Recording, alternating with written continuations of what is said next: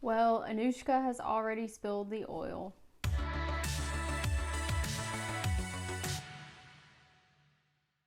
So if you picked up on that reference at the beginning, guys, I'm thinking you've already read the first book that I want to talk about, and that is The Master and the Margarita by Mikhail Bulgakov.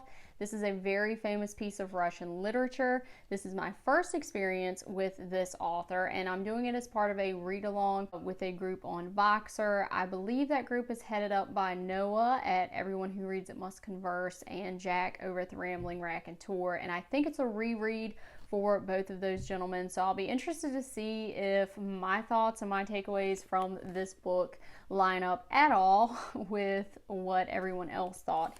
And I would definitely describe this as magical bamboozlement.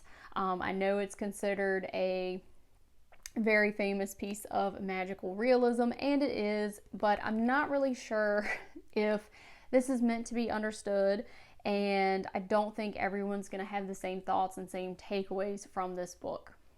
In the beginning, we are introduced to Professor Woland, who happens to be Satan. He's making a little trip to Moscow. He's planning to give a show on black magic at the Variety Theater, and he encounters several literary critics, poets, and various other characters along the way. Professor Woland also has a very large entourage with him, which includes a black cat named Behemoth, who is a very memorable character. There are two timelines in this book, so we do have the 1930s Moscow timeline, but we also have Pontius Pilate's Jerusalem happening as well.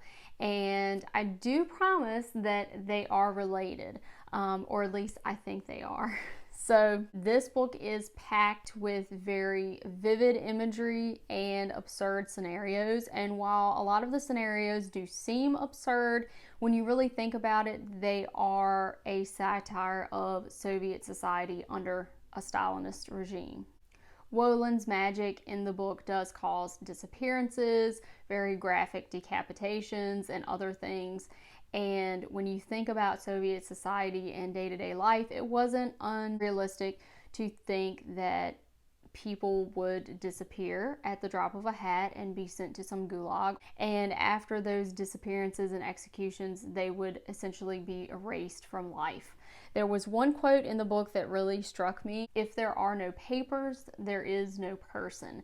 And in Soviet society, that was a reality. When someone was executed or sent away, many times they were erased. They were erased from conversations. They were quickly erased from their apartments because, as you'll see in this book, and historically, space and living quarters are at a premium. So people can't really afford to be very grief-stricken about someone's misfortune, because they really have to seize on those opportunities for themselves. And one theme of this book is cowardice, and this theme of cowardice is covered in the Pontius Pilate narrative, but it's also handled in the other narrative as well, because we are seeing in this book the literary figures and the intelligentsia being used. I think he's making a point that a lot of these figures were being used in Soviet society to push propaganda, to line up with a narrative. Bulgakov had a lot of trouble publishing his own work. In fact, the manuscript for this book he burned at one point, just like the character of the Master in this book had burned a manuscript. And I think it's his way of kind of forgiving himself and maybe forgiving some of his contemporaries for doing what they had to do, because even though it may appear that they are puppets, you know, they, just like the Pontius Pilate character, are part of a larger narrative, and there could be redemption found in that. I think his message really is, as long as there are ideas out there, there is still hope, and that literary works and ideas and freedom, those sorts of things, are really immortal. And it's really sad that Bulgakov never got to see the publication of this work. It was published in 1966 and 67 after his death in 1940. But I do think the fact that this work was published really is a testament to the message of this book, or really what I took away from this book. one of the best quotes from the book is, "Manuscripts don't burn." No matter how much control and fear there was in the Soviet Union, that you still have these pockets of hope. And I think it's really neat that a lot of the quotes that are in this book, like "Manuscripts don't burn," like "Anushka has already spilled the oil," are parts of Russian pop culture, is very, very cool. That just makes this work even more intriguing to me. One of the people in the group, actually Alfred, talked about some Russian people that he has worked with in the past and how he described some of their personality as pessimistic optimism, which is basically like saying we laugh because we can and crying does no good. That was a perfect way to really describe this novel because it is comedic. It's definitely a dark comedy, and it is absurd, and it is, something that you want to read, and it's entertaining, but there are also some very heavy themes in it. That's one thing that I've heard about a lot of Russian literature, is that it is very heavy, and when you consider the societal constraints, that's very understandable, and it makes it worth the read because things are not necessarily going to be said overtly, and they're not necessarily going to be handed to you. You really have to work at them. But I will say that this book wasn't a difficult read. It was very entertaining. Like I said, the imagery and the absurdity just made it a very wild ride. So I would highly recommend this book, and I'm enjoying hearing other people's thoughts on it as well. The second book that I read this week was Leave the World Behind by Rumaan Alam. And this, I guess, is kind of a thriller mystery sort of book.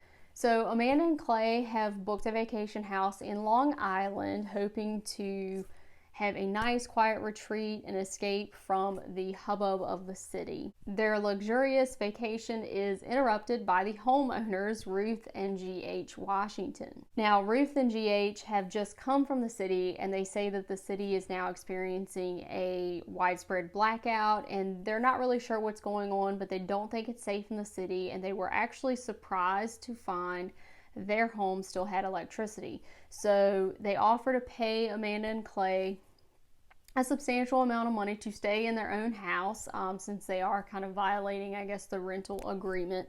And the book at the beginning, it was kind of suspenseful because at first Clay and Amanda are kind of unsure if this couple really is the couple who owns the home, or if there's some other ulterior motive. There's a good bit of racial and class tension that simmers between these two couples, and that really made the characters interesting to me.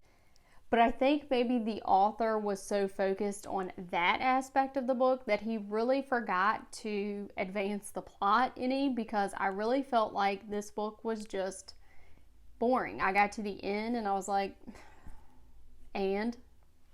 So if you want to read the book, I would stop watching now, but in the end, we don't really find out what has happened. There is kind of this narration that is interspersed throughout the book that tells us a little bit about what's happening in the city, but there's no explanation given as to why this has occurred or what the families are going to do from this point on. It was really a disappointment, and there was a lot of hype about this book. I do think that I heard the rights to this book have been purchased to make a film, including Denzel Washington and Julia Roberts, which would be obviously a stellar cast, but and that might be a case where the movie is better than the book. But again, there was a good bit of simmering tension between the characters, which I thought was well done, but the suspense really was lacking and the plot was really lacking. So I didn't really enjoy this book, and I don't know if maybe I didn't really enjoy it because I was so engrossed in The Master and the Margarita that I really just kind of thought it was silly and frivolous, which is kind of funny that I'm calling that silly considering I was reading about the devil and a black cat in Moscow. But yeah, so I hope everyone is having a great reading week.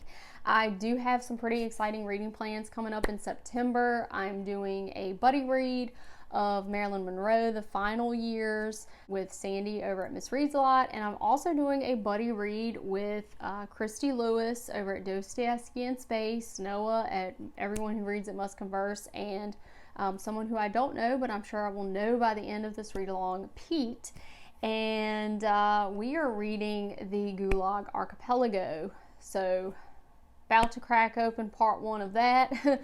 So I don't know how many books I will be reading in September, just because I do have quite a few read-alongs going on and that sort of thing. But I'm really enjoying, kind of just backing off on the quantity and really delving into some of these Voxer chats, because a lot of these other booktubers and other commenters on BookTube have some really unique insights into these books, and it's just so interesting to hear other people's perspectives and see kind of how that shapes what I thought about the books. So I hope everyone is having a great Sunday. If you have read either of these books that I talked about and you have any thoughts, you know what to do. I hope I will see you in the next video, and thanks for watching, guys.